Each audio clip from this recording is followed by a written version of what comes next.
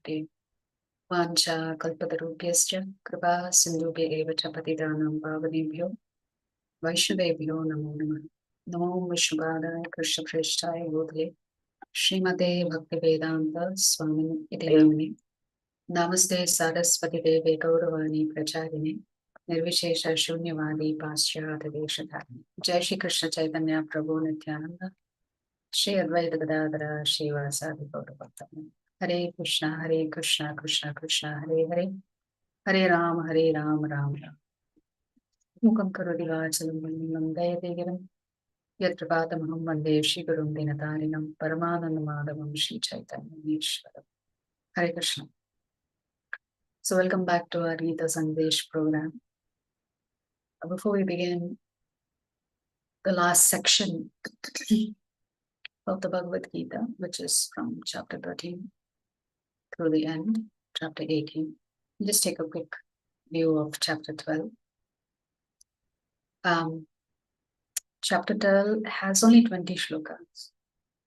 Although it is so brief in terms of number of shlokas, yet the number of teachings it has pertaining to devotional service is very significant. It talks about the stages of devotion that one may go through before we can actually achieve the position of an ideal devotee. So instead of thinking of the Lord as the supreme controller, as one may have envisioned after hearing about the Vishwarupa Darshan, this chapter reveals that the Lord has a very intimate connection with his devotees, and the profound love between the devotee and the Lord, and the devotee that is fully dedicated to the Lord, to serve the Lord, that is expressed by the Lord when the Lord actually glorifies the devotees who cultivates so many good qualities. And when Krishna enumerates all of these wonderful qualities, he ends each of the shlokas from shloka 13 to shloka 20 by saying, such a devotee who possesses these qualities is very dear to him. So chapter actually begins with Arjuna's question about which is better. Is worshipping the formless aspect of the Lord better? Or is it better to worship the form? And Krishna emphatically says it is better to worship the form of the Lord.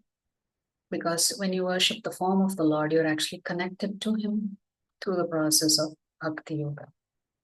That this process is not only powerful, but it is also practical. It is fulfilling. It is satisfying. So our innate desire to experience happiness is actually experienced when we perform Bhakti Yoga, even in this life, which means we can experience that same Satchidananda without having to enter the Vaikuntha planet or without having to enter Goloka Vrindavan. So this is the beauty of practicing Bhakti Yoga. So there is a subject, ourselves, object, which is Krishna, and then the reciprocity between the subject and the object. Whereas Krishna states in Shloka 5, if I'm not mistaken, that worshipping the formless aspect of the Lord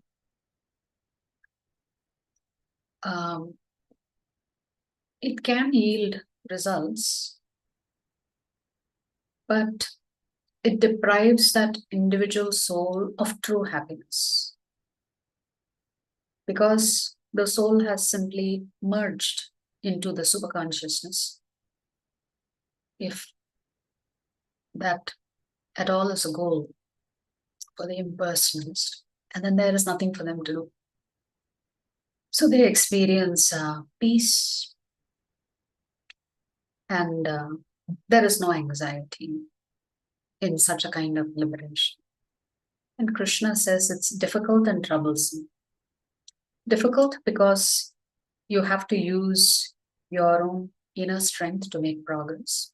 Krishna does not assist you here because that's not the nature of the path of Jnana Yoga and Dhyana Yoga. Krishna does not play a role because you are doing it on your own. It is troublesome because it's quite hard to have that kind of vairagya and detachment and commitment to pursue Jnana Yoga or Dhyana Yoga. So you can now understand why throughout the Bhagavad Gita, throughout the Bhagavatam, and the Chaitanya Charitamrita, Prabhupada gives and uses the phrase Supreme Personality of Godhead. That the Lord is a person and he has a personality. So it's when two individuals retain their individual identity, can you actually have anything called a relationship. It's very difficult to have a relationship with yourself. So we looked at the yoga ladder, and in that particular yoga ladder, Krishna was talking about that the first step is to be completely fixed up with mind completely focused on Krishna. So Krishna says, just give your mind to me. That is called that Kevala Bhakti. And if you give your mind to Krishna, then that's really nice. I was actually listening to a lecture by His Grace Amarendra Prabhu just before this class, and he was taking a lecture on Canto 7 of Srimad Bhagavatam. I don't recollect the shloka numbers of the chapter. And he was talking about a particular pastime of King Rahul Kuna and King Nriga, and how when he gives charity, he ends up giving the same cow twice. One cow was already given to that Brahmana, one Brahmana. That cow wanders off, and the king is not aware of it. He takes that cow and gives it to another Brahmana. So this is what Kshatriyas are known for. They are known for their charity. So the two Brahmanas get into an argument as to who the cow really belongs to. And the king tries to reason it by saying, see, I will give you, X number of cows to replace the cow, but return the cow to the original owner, and I will make it good. But in the course of the argument between the two Brahmanas, they end up cursing Nriga. So in that context, it is like the Lord has given you a gift. That gift is called the mind. Instead of using that mind to serve the Lord, you turn around and re-gift it to Maya. And then you come under the control of Maya. So here in this particular shloka, Krishna is saying, just fix your mind upon me. Mayeva mana adhatsva. And use all your intelligence in me. So Krishna expects you to utilize your mind and make it a servant of the Lord. And in this way, Krishna says, certainly you will come back to me.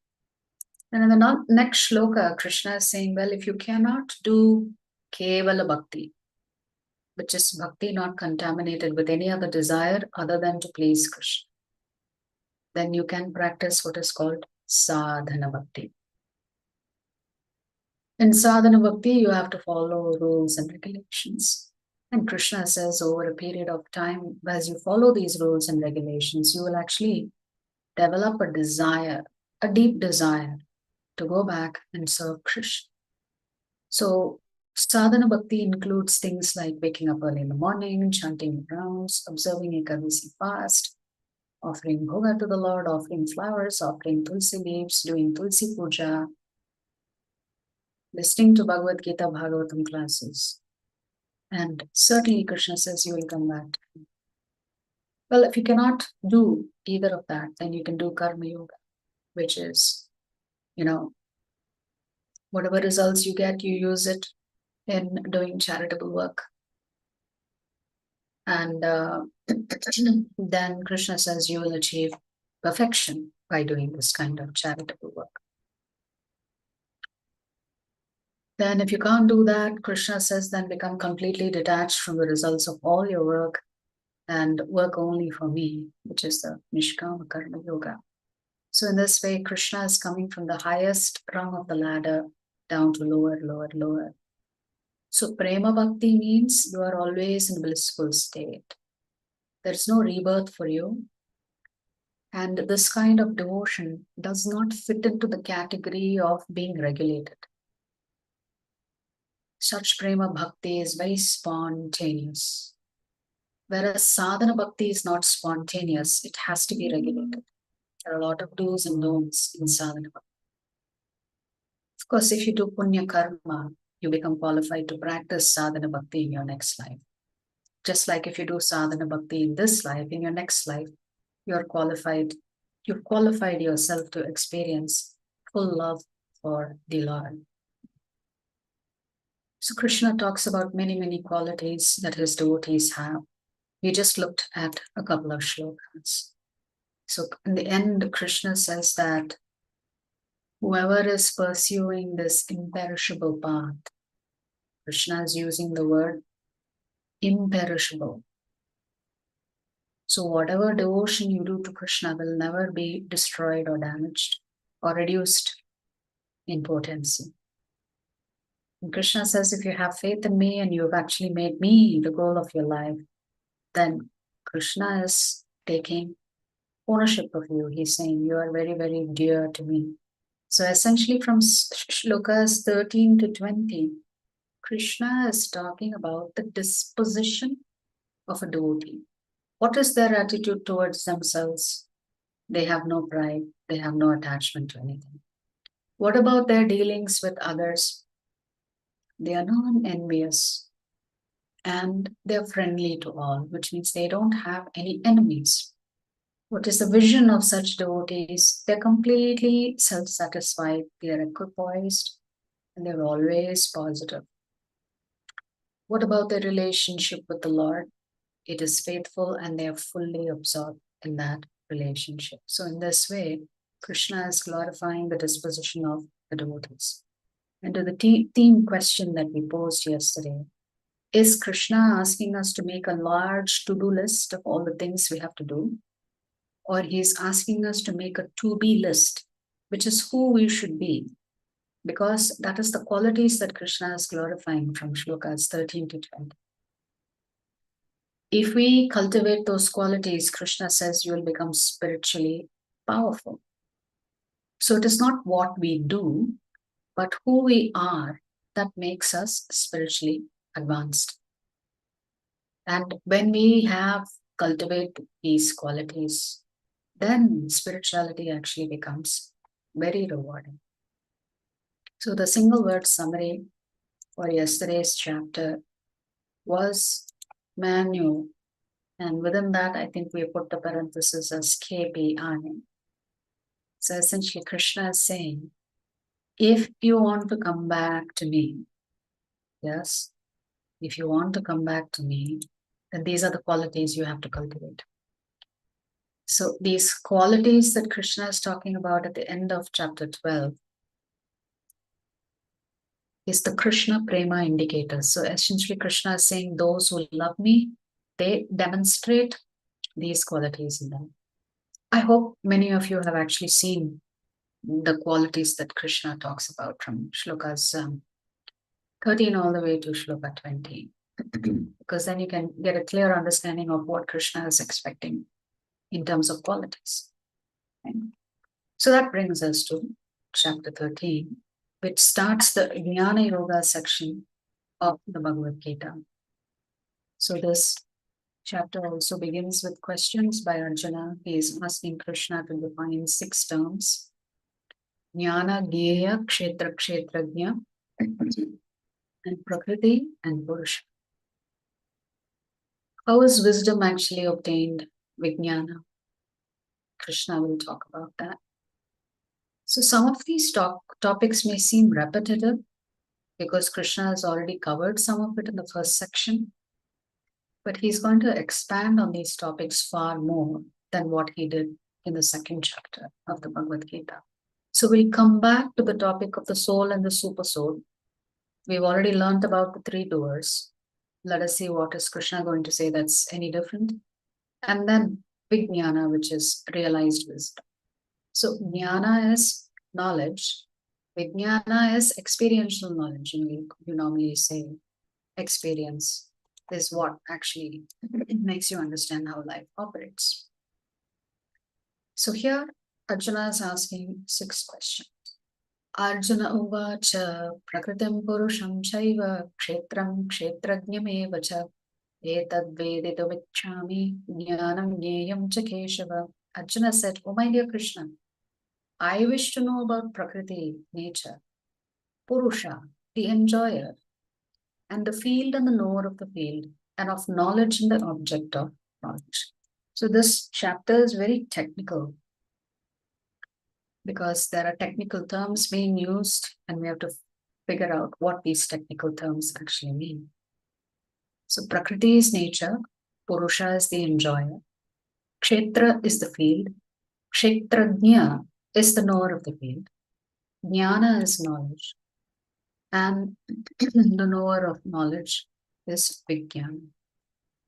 So in this particular little puzzle, if you can map what is on the left to the right, you see a farm, you see a farmer, and you see a king. So if you had to match this, what is on the left side to what's on the right side, what would match with what? So on the right, you have Paramatma, you have the Jivatma, and then you have the body. So the obvious answer here is that the body is the field. The soul is the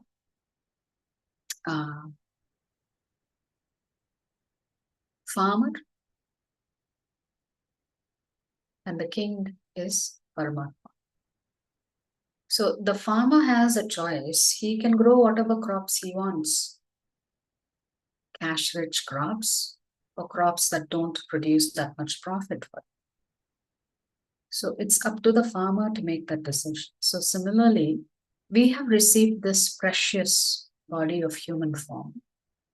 It is up to us what we choose to do with this body. We can either use this body to go back to Krishna, or we can use this body to further deteriorate our consciousness and migrate away from Krishna further and further. So essentially, Krishna is saying, your body belongs to me. You also belong to me. Since both you and the body belong to me, then both of them must be used in my service. So if a Jivatma comes to this realization that they are meant to serve the Lord and nothing else because the Lord is the only enjoyer, then they are properly situated. So that's the choice that we get to make. So using the body for spiritual advancement is like using the land for the most beneficial crops. This will give maximum benefit. So you want to take advantage of the fact that you have this human form. You don't want to let it go to waste because there's no guarantee that in your next life you will have a human form. So why is Krishna saying the Jivatma belongs to me? The body also I have supplied him. So everything should be used in my service. The super soul actually knows all the souls, whereas the individual Jivatma only knows himself.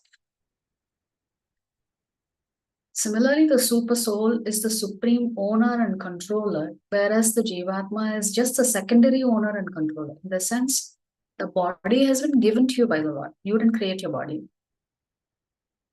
That means you are the secondary owner of the body.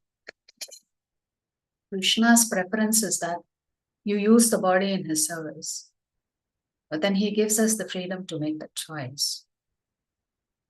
So The Paramatma never falls and is always superior to the soul, whereas the Jivatma falls. What is the meaning of fall?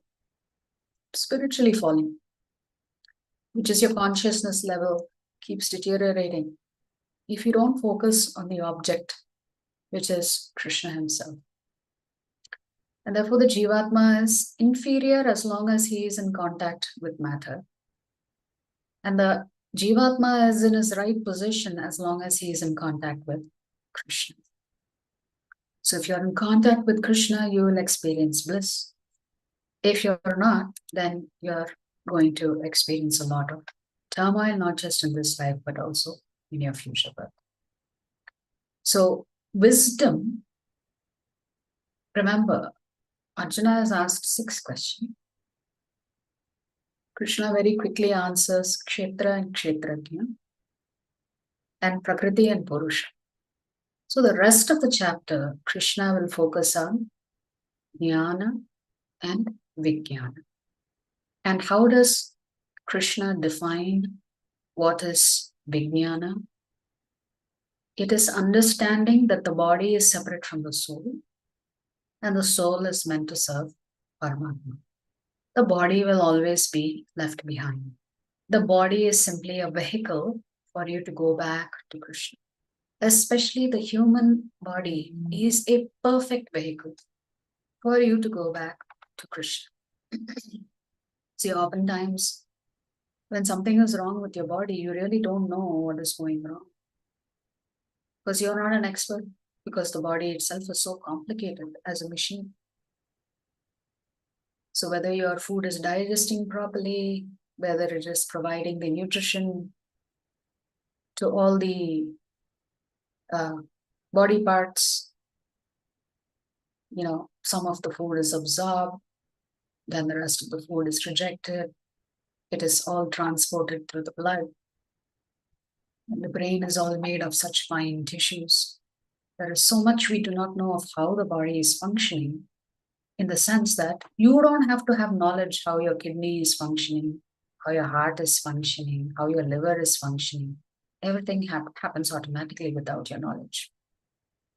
You don't have to be an expert. That means somebody else is overseeing the functioning of everything very nicely, and that's Krishna. So Krishna is saying, I know everything. I know the whole universe. So when people claim to be God, how can we even accept their statement?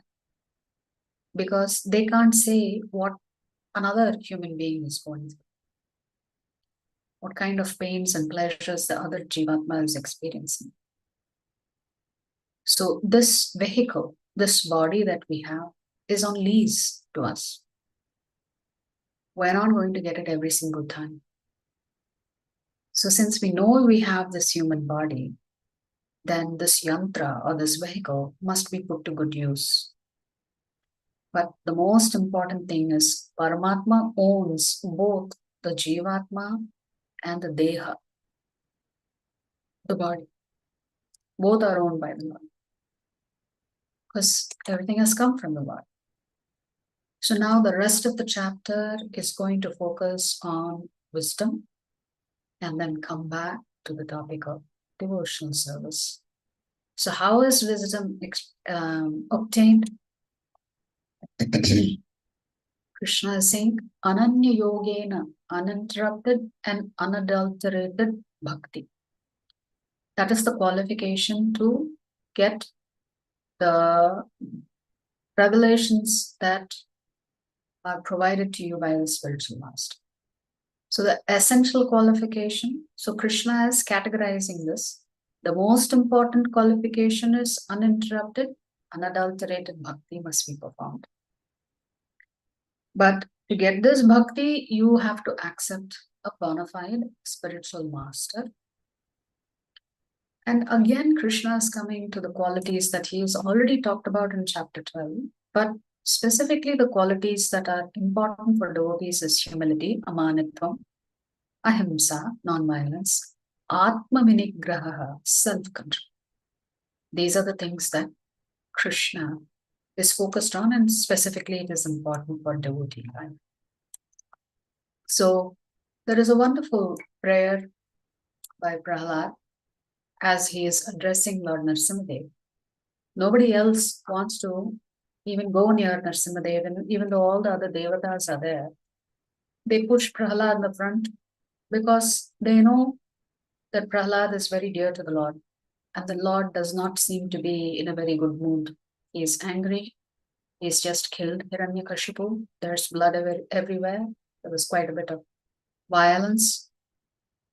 So they're not sure how to approach the Lord. So they push Prahlad Maharaj, the young devotee of the Lord, to the forefront. And this is one of the shlokas that Prahlad Maharaj is telling the Lord. He's saying, my dear Lord Narasimhadev, I see that there are many saintly persons indeed, but they are interested only in their own deliverance. That means many saints are practicing their sadhana on their own because their focus is to deliver themselves back into the spiritual world, is to get themselves moksha. Prahlad is saying, not caring for the big cities and town, they go to the Himalayas or the forest to meditate with vows of silence, mauna vrata. They are not interested in delivering others. So yes, there are many sages and rishis who are practicing so that they can make an advancement. As for me, so Prahlad is talking about himself, what his mood is, because he's already been preaching from the age of 5 to his fellow students. As for me, however, I do not wish to be liberated alone. Leaving aside all these poor fools and rascals, I know that without Krishna consciousness, without taking shelter of your lotus feet, one cannot be happy. So Prahlad is saying, since I have already discovered the truth, that nobody can be happy unless they take the shelter of your lotus feet, my dear Lord, then it is my responsibility to share this realization with others and teach them how to take shelter of your lotus feet. Therefore, I wish to bring them back to the shelter at your lotus feet. So this is a definition of an acharya or a preacher. Unlike those who are focused on liberating themselves and they are somewhere deep in the forest, in the Himalayas, in the caves, in the mountains, the true acharya is not focused on his own liberation. He is worried about the other jivatmas who are suffering. Who will rescue them? If all of the great souls are somewhere hidden, then who will take the trouble to rescue the jivatmas that are drowning in material life? Therefore, Prahlad is emphatically saying, I want to bring all of them back to you, my Lord. So Srila Prabhupada's journey into Krishna consciousness also began when he meets his spiritual master for the first time, although he was a practicing Vaishnava from his birth because his father was a Vaishnava, Malik family. But he poses a question to his spiritual master. His spiritual master, in the first time they met in Kolkata, his spiritual master speaks about independence from this ghastly place called this material world. Prabhupada asked a submissive question to his spiritual master.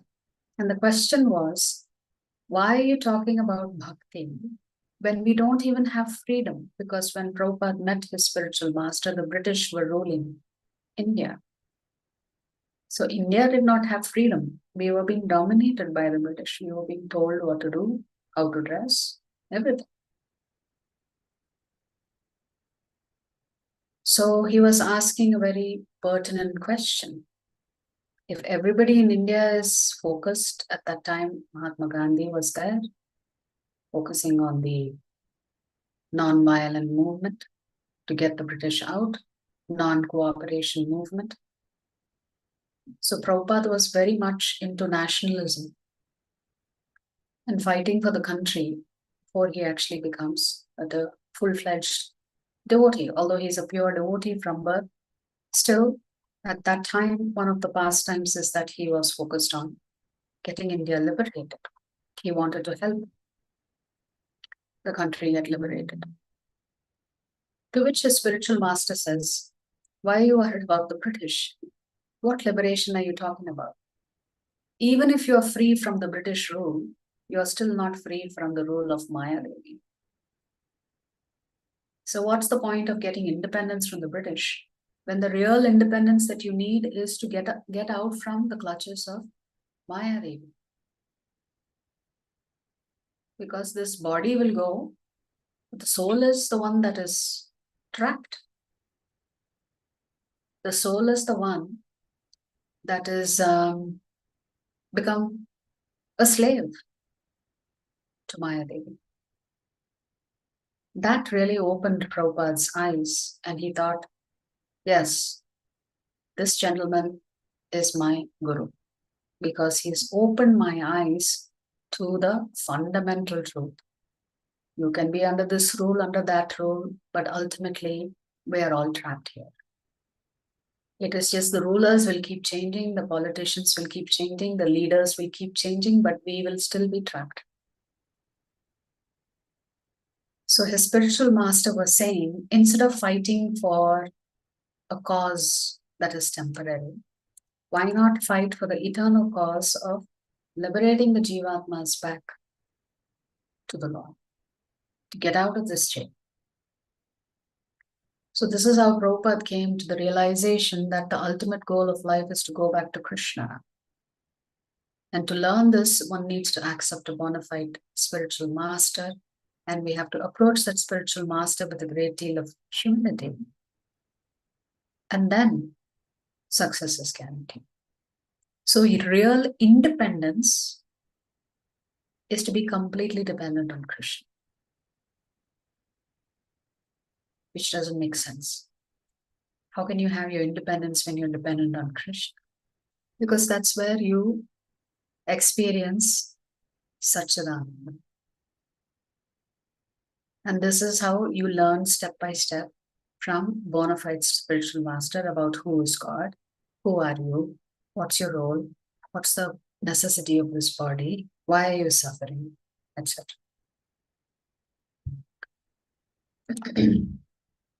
So now Krishna is going to talk about the soul and super soul, Paramatma. And as I mentioned in the Bhagavatam, there is a description of Paramatma. He is 8 inches in height, the distance between the thumb and the forefinger.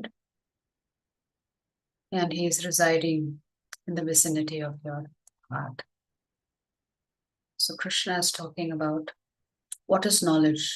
Knowledge is soul, super soul, and Prakriti. If you know these 3, that is knowledge. If you begin to act on that knowledge, that is wisdom. Gyeyam yatta pravakshyami yajñātvām ritamashnute anādimat param brahma nasattanna saduchyate. I shall now explain the knowledge, or rather the knowable, knowing which you will taste the eternal. Brahman, the spirit, beginningless and subordinate to me, lies beyond the cause and effect of this material world. Krishna has already described the soul in chapter 2, but he is using a different lens to describe the soul at this point in time. Essentially, he's saying the soul does not take birth and does not have a death, but it is always subordinate to me, Krishna's. The soul is eternal, just like Krishna is eternal. The soul is Satchidananda, just like Krishna is also Satchidananda. The only difference is the soul is subordinate to me. So I'm not sure how the impersonalists explain the shloka, because here clearly the Lord is saying the Jivatma is always subordinate. So the soul is eternal, no birth, no death, no beginning. It is always dependent on Krishna. It is beyond the cause and effect of the material world. So the soul just experiences life through the power of Maya Devi when it occupies different bodies. What about Paramatma? Bahirantascha bhutanam acharam charamevacha sukshmatva tadavignyam Durastham Chantike Chatad. The Supreme Truth exists outside and inside of all living beings, the moving and the non-moving. Because he is subtle, he is beyond the power of the material senses to see or know. Although far, far away, he is also near to all. So this sounds like a riddle. Krishna is saying, I'm inside everything, I'm outside everything. I'm inside all moving and non-moving. I am so subtle that you can't see me.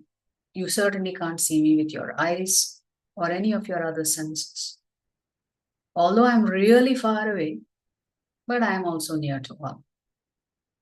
So what does this mean? So essentially Krishna is saying, for those who don't want Krishna in their life, he's very far away. For his devotees, he is close to them. Simultaneously, the Lord is inside each one of us, and yet he is never separated.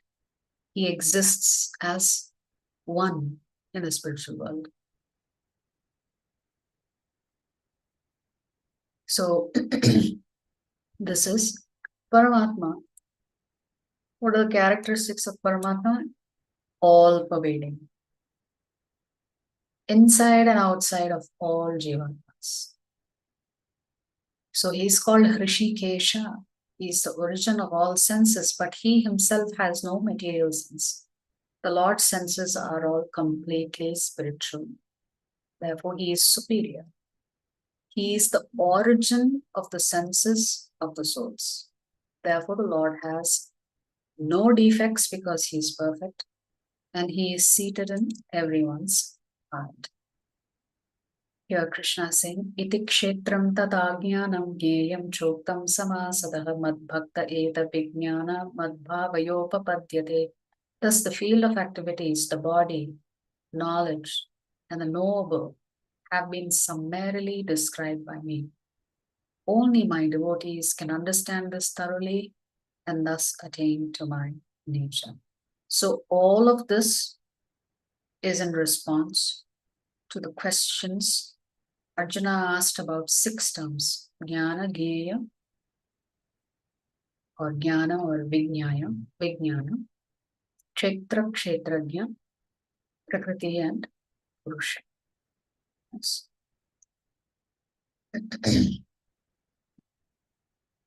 So essentially Krishna is saying, you are pretending to be a controller here, but I am the real controller. So if you just hand over your life to me, then because I am the controller, then everything will function smoothly in your life. And that's how you experience real happiness. So now to the last section, which talks about realized wisdom. So let's look at this particular section. So in Shloka 22, Krishna is saying, the living entity in material nature thus follows the ways of life, enjoying the 3 modes of nature. This is due to his association with that material nature. Thus he meets with good and evil among various species. So what is controlling you? The 3 gunas. What makes you experience ups and downs in life? The 3 gunas. Yet in this body there is another, a transcendental enjoyer who is the Lord, the supreme proprietor who exists as the overseer and permitter and who is known as the supersoul. You have to go back to the chapter where we talked about the 3 doers. Krishna is saying, whatever desires you have in your heart and whatever activities that you're engaged in, he is always overseeing everything and he is also permitting you to experience whatever desire that you're trying to fulfill. That means Krishna is saying he is the one who sanctions your desires. And he is also monitoring your account balance in your material world. Like what do you have in terms of punya and papa? So here we'll look at the 3 doers again. Paramatma. The soul has a desire. And nature fulfills that desire by giving the soul the kind of body that it needs to fulfill that desire. So if I want to drink blood, and that is my predominant desire, and if the Lord sanctions it, then nature has to give me the body of a carnivore so that I can enjoy the taste of blood. So this is the nature of how desires work. So if you fix your desires, then you can fix your destination. If you don't fix your desires, then your destination is to go further and further away from Krishna. These things Krishna has said, only his bhaktas understand. Kshetra kshetrajna yorevam antaram jnana chakshusha bhuta prakriti moksham cha ye viduryanti te param. Those who see with the eyes of knowledge the difference between the body and the knower of the body, and can also understand the process of liberation from bondage and material nature, attain to the supreme goal. Yeah. So one day there was a king whose kingdom was always being attacked. And he was thinking, because of me, everything is failing. I'm letting my citizens down. And he thinks it's best that I give up the kingdom and go into the forest. So he does go into the forest and he meets a rishi, and the rishi asks him, "Who are you?" And the king explains what his prior position was and the difficulties that he was facing.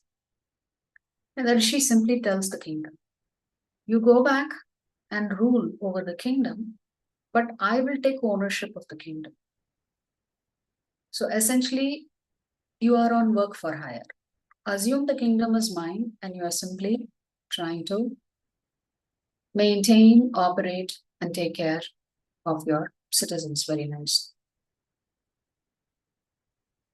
So the king thinks, okay, so the burden has been lifted off of my shoulders of being the king and being ultimately accountable. Now the rishi is ultimately accountable. So the king goes back and rules with determination. There's no pressure because he doesn't own it anymore. It's been handed over to the rishi. The same way, there's no pressure on us if we hand over our mind, our intelligence, and our senses to Krishna and simply use it in his service. So we have to come to that conclusion that nothing belongs to us. Everything belongs to Krishna. Therefore, whatever belongs to Krishna has to be utilized in Krishna's service. Then we come to the right frame of mind. So once a man's house was on fire, and they were supposed to put that house on sale. So the father gets very worried. Now the house is on sale, so that means everything is destroyed. Had they sold it a week earlier, they would have been in a better position. They did not have worried. So when he comes, the son says, "Oh, I already sold it yesterday." So the father was quite relieved, thinking, "Thank God. It's no longer my house, it's somebody else's house on fire." And then the son says, "Even though I sold it, we've still not got the payment." Now the dad is again worried. He's experiencing anxiety because he thought everything is done, clear, it's not my property, but now it looks like it may be my property because I've not got the payment yet. And now that the house is on fire, will I even get the payment? Will that person just walk away? So we have to remember nothing we own. There's a popular saying, we came in empty-handed and we're going to leave empty-handed. So you worked hard all your life to leave everything behind. The only thing that you keep and take with you that will benefit you in your future life is your bhakti. Therefore, we always stress, since the Lord is anyway in control, be peaceful and be happy, just perform your bhakti. That is the most important thing. to be peaceful, to be happy. Then as you perform your bhakti, then you can come to the stage of looking at, having complete love and adoration for the Lord. So this is how Krishna is explaining to Arjuna the whole process of Kshetra and Kshetrajna. Kshetra is his body. Kshetrajna is the knower of the body. But there are two knowers of the body, Krishna explains. One is the Jivatma, who has a limited knowledge of the body, and the other is Paramatma. And Jnanam and Gneyam, Krishna has explained. Purusha and Prakriti. Purusha is the ultimate enjoyer. Prakriti is meant to serve Purusha. So this is how Krishna is talking about these 6 topics, specifically focusing on Jnana and Vijnana. So this is real knowledge. And when we use this body properly, we can enter into the spiritual. So tomorrow's chapter, the 14th chapter, is all about the gunas. What is the reason? Because Krishna has introduced the gunas here in the 13th chapter. So the whole 14th chapter will be about how the gunas are actually influencing you. Because Krishna himself is saying, everything that you're experiencing, the up and down life, is all because of the 3 gunas and nothing else. So with this, we come to the conclusion of the 13th chapter. And in the 13th chapter, we were looking at these 6 topics. Yeah. So as per the poster, what is the single word summary for the 13th chapter? Does anybody remember? What is the single word summary for the 13th chapter? Mataji, shall you ask one more time question? On the poster today, what is the single word summary?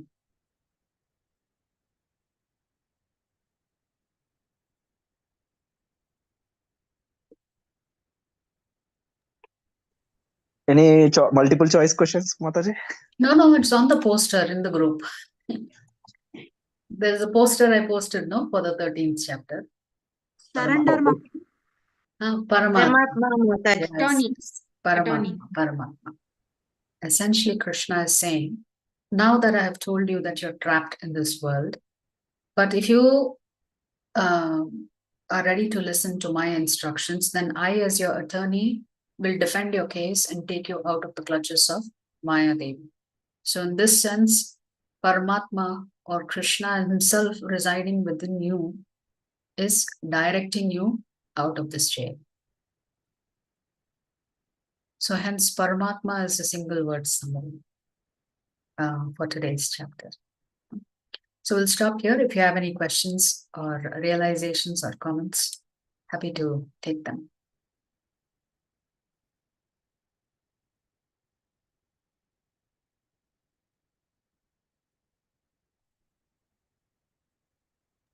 Mataji, actually, in this chapter, in so many versions of Bhagavad Gita, directly starts with the Sri Bhagavan Vacha. Only in Visishta Advaita Siddhanta as well as Gaudiya Mata Vaishnava Siddhanta, Bhagavad Gita books, the first shloka will mention Arjuna Vacha, Prakritim Purusham Chaiva, Kshetra Kshetraknam. Like that. Actually, the first question, is it start with Arjuna only, madam, Mataji, in this chapter? According to the version that we are following, yes, I do understand. In the other version, Arjuna apparently has not asked this question, and the Lord is directly responding and expanding on the 6 terms.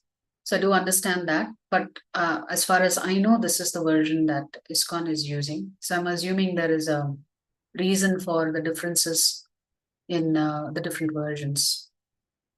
But the core content is what is more important, whether Arjuna asked that question or not.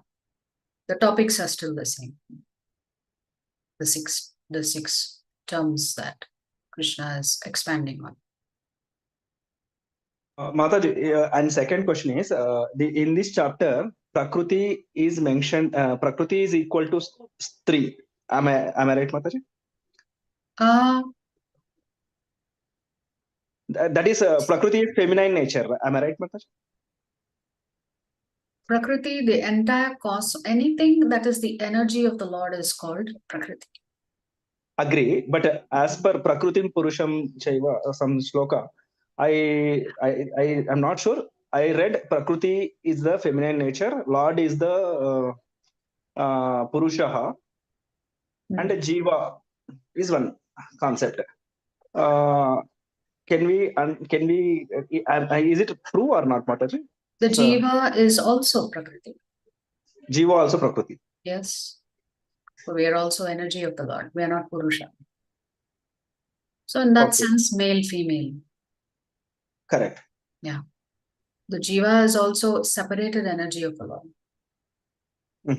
Although the Jiva is a superior energy, and Prakriti or the cosmos is considered the inferior energy of the Lord. So the Bahiranga Shakti and the Tathastha Shakti. So the Jiva is referred to as the Tathastha Shakti, the separated superior energy. And the Bahiranga Shakti is actually Maya Devi. Okay, Mataji. Yeah. Thank you, Mataji. Hare Krishna. Okay. Any more questions?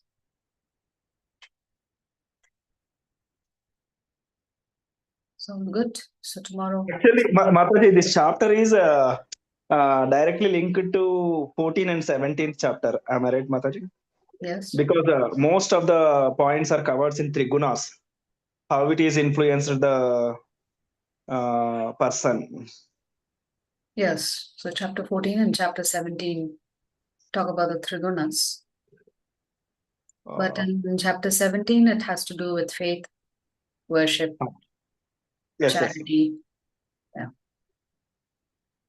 etc. Yes. Prakriti, a little bit difficult subject, Madam Mataji, to understand.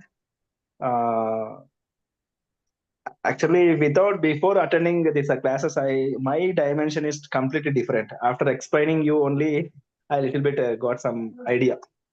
Thank you, Mataji. It is the sum total of all material nature. It includes the 5 elements, it includes the mind, it includes the intelligence, it includes the false ego, it includes the 5 senses. So if you read Bhagavatam, you will understand exactly what is Prakriti. Mataji, in the Bhagavatam first chapter, it is mentioned, I think, Prakriti Purusha. I'm not sure of second chapter or first chapter.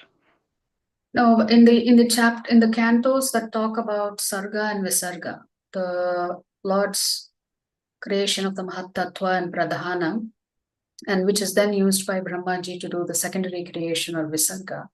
All of that is explained. What comes from what, how the 3 gunas are actually created, from which guna what comes. From the mode of passion, what is generated. There's a detailed explanation of this in Srimad Bhagavatam. Yeah, Mataji. And a sequential explanation of what comes first, what comes next.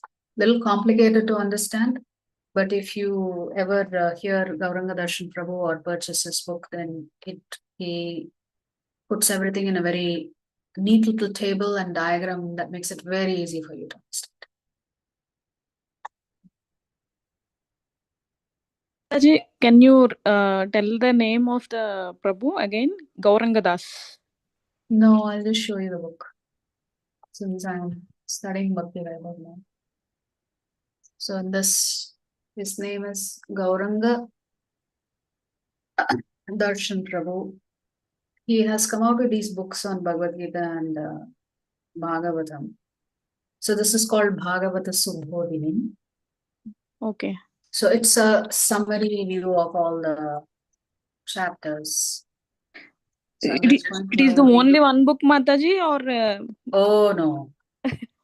Since there are 18 cantos, you have to buy all the books. So this is just Canto 3 because Canto 3 is very large. I'll just show you an example of. Actually, I have 18 cantos in my home, Mataji. My brother has given gift to me. Actually, you're reading your cantos on your own will not help you. You need somebody to explain it. So, for example, this particular table Mataji. shows you how Prakriti comes. Okay. From which Vishnu to Vishnu, when does Mahatattva come? When is Ahankara created? And then from the mode of goodness, what comes? From the mode of passion, what comes? From the mode of ignorance, what comes? The Tanmatras. So he has very beautifully summarized many shlokas into a neat little table. So you don't have to get confused by many sentences in the shlokas. You can just look at these tables and understand, oh yeah, so this is what that means. It's a very painstaking work done by Gauranga Darshan Prabhu, but a phenomenal book to have. So again, here in this particular, like which organ comes from which part of the body of the Lord is explained in the Bhagavatam. And Prabhu has just put it in a very neat little table. So Mataji. Understand. It's very easy to understand that label. Yeah. So somebody needs to actually take the trouble of creating tables like this. So it's so easy for you to understand. Because if you read the shlokas on your own, you'll get thoroughly confused. Or at least I get thoroughly confused. It's very difficult for me to understand. So even the chapter summary, every chapter has a summary table, summary like this. Which shloka to which shloka is covering what topic? Oh, so much of dedication and hard work. Very much. That means these devotees have really poured their hearts and minds into Bhagavatam and put into neat little packets that you can easily study. So it's a really good study guide, actually. This kind of summary book. So this one book is for all of Canto 3. Of course, Canto 3 has, I think, 33 chapters or something. So, Mataji, one personal doubt. As I was not feeling with my health, actually, I'm on steroids now because of arthritis got affected. So I'm not able to chant these days, Mataji, because I'm attending yoga classes in the morning, and the entire day of mine is like fully packed with children, and so I'm tired and I'm sleeping soon also. Yes. Since last 1 week I'm not doing it properly, and last 2 days I have not done, Mataji. What should I do at this situation? I mean, steroids are powerful drugs. What can I say? If there is any way you can get off of it through some natural therapy or something like that, you can probably explore that. Okay. Know a couple of devotees who can probably guide you or help you. Okay, Mataji. I'm not sure if you can get off the drugs because that's a pretty powerful drug, and you're not supposed to be on steroids for a long period of time. Even the yoga master told me not to, discontinue the tablets until your doctor says. Give me time for 6 or 12 months. It takes your body to 6 to 12 months to get from this problem. So certainly. That is what happening, Mataji. Yeah, we'll pray for you and hope everything. Do it, Mataji. Please do it for me. Thank you. Okay, Mataji. Hare Krishna, Mataji. Thank you so much. Okay. Hare Krishna, Mataji. Hare Krishna, Prabhu. Hare Krishna, Mataji. Hare Krishna, Mataji. Hare Krishna, Dhanavad Pranam. Vancha kalpatarubhyascha kripasindhubhyev cha patitanam pavanebhyo vaishnavebhyo namo namah. Ananta Koti Vaishnava Vrindi ki jai, Jagat Guru Srila Prabhupada ki jai. Srila Gurudev ki jai, Shri Shri Gauranitai ki jai. Thank you, devotees. Hare Krishna. Hare Krishna, Mataji. Thank you. Hare Krishna. Thank you.